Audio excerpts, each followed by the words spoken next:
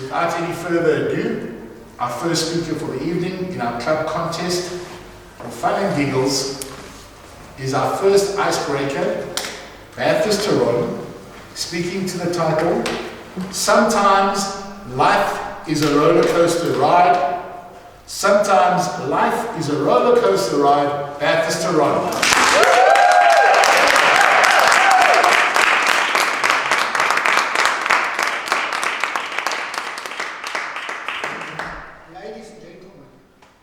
Let me first correct something.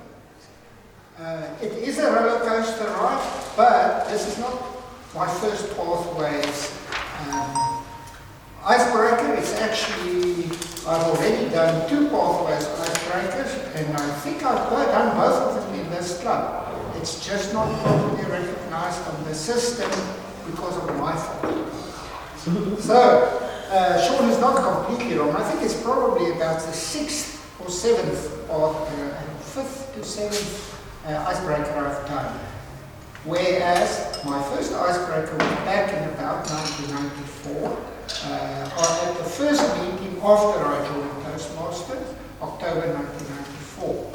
So, and then I did an induction evening about several years after that, because I was progressing very slowly, like I'm still progressing very slowly in Pathways, but in the legacy program had to redo an icebreaker.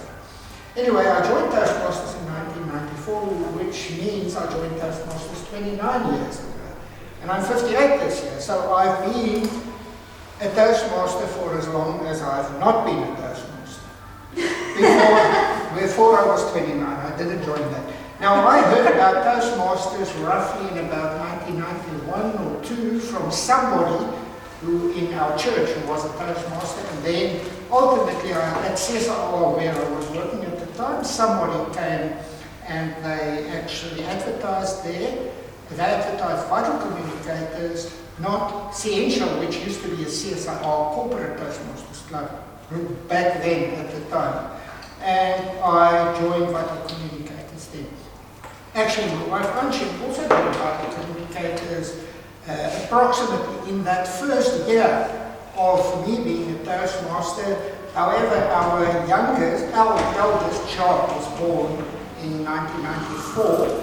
Come into this. 1994. And initially went to Toastmasters meeting with us as a baby who wasn't yet crawling or walking or anything. So we could bring him to our meetings, and he was just lying there, sufficiently quiet that we can do it. But I still remember at one stage we attended an extra meeting of Vital Communicators at the house of an ex-member, Jürgen Oschatliers, who is now in the US, and he was already busy then. And at some stage, Anshin stopped coming, and then we stopped her membership. And about 15 years ago, she was hauled in as a member of Toastmasters again. So forgive her for still talking about area governor and division governor, because that's for most of her Toastmasters career and actually my Toastmasters career. That was the case. Actually, I had been an area governor back in 2009, and I admire the current division and area directors for the jobs they do. I don't think I've got anything close to that, and I don't see my way open in the near future to tackle that. I simply can't dedicate the amount of effort. Maybe I should dwell on something about by the way, yes, let me do so.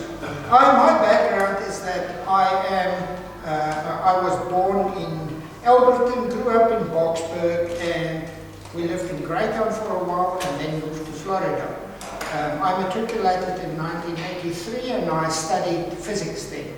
So I'm a physicist, not in IT, because some people think because I'm a Zoom master so often that IT is my background.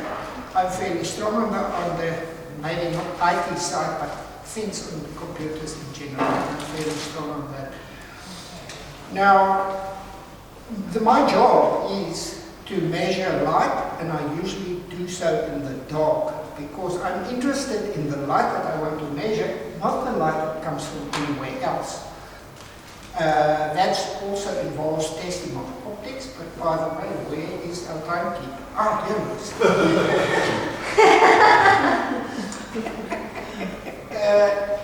And I've been associated with CSIR from 1984 when I was a student and bursar of CSIR until actually the beginning of this. I worked for CSIR and the National Metrology Institute, which used to be part of CSIR, the National Metrology Institute, until very recently.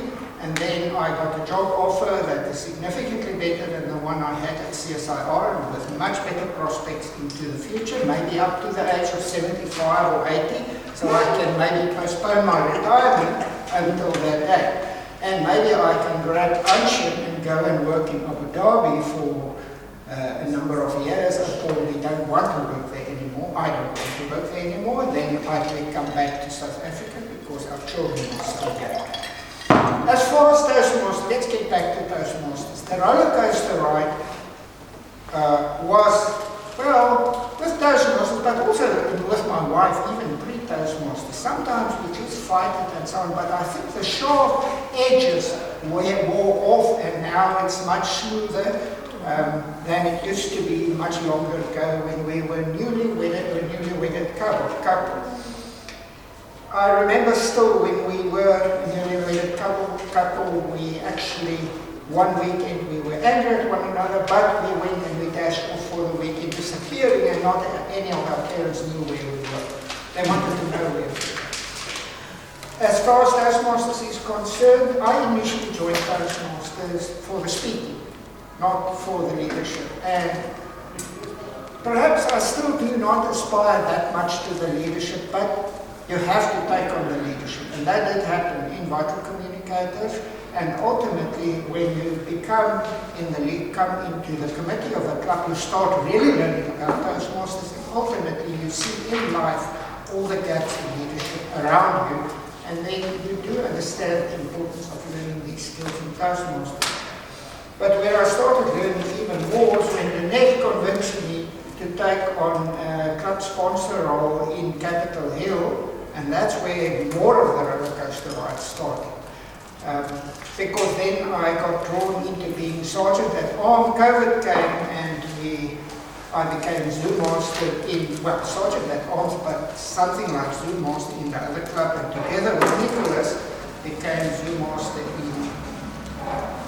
on this side also, and I got drawn into division and district, and that's where I met Penny in 2021, 2022, I think it was about. Anyway, ladies and gentlemen, I see I'm going to be, what is that word? UTM. So let me stop there. It has been a roller coaster ride. Actually, you learn a lot on the roller coaster ride. It's actually